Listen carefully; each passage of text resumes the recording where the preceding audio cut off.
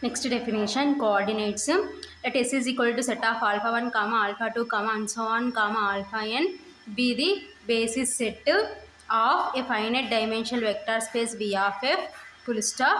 Let beta belongs to V be given by beta is equal to a1 alpha 1 plus a2 alpha 2 plus and so on plus an alpha n comma for all a1 comma a2 comma and so on comma an belongs to f, then the scalars a1 comma a2 comma and so on comma an are called the coordinates. So ఏంటి coordinates definition ఏం చెప్తుంది?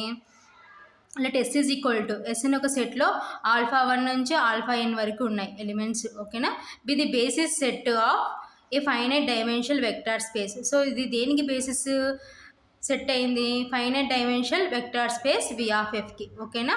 So అయితే let beta belongs to V. So beta అనేది ఎక్కడుందని తీసుకున్నాం అంటే వీలో ఉందని తీసుకున్నాం.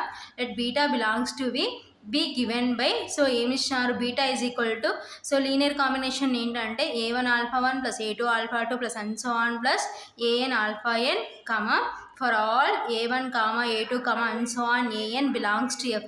సో ఈ a1 a2 and so on ఎక్కడ ఉంటాయంటే ఎఫ్లో ఉంటాయి. ఎఫ్ అంటే ఫీల్డ్, ఓకేనా.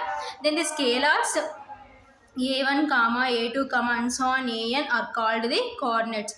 సో ఇక్కడున్న ఈ స్కేలార్స్ ఏంటంటే మనకి ఏమంటారంటే కోఆర్డినేట్స్ అంటారు. సో ఇలా బ్రాకెట్స్లో a1 comma a2 comma and so on an are called the coordinates, ఓకేనా. సో ఇది కోఆర్డినేట్స్ డెఫినేషన్ అనమాట, ఓకేనా.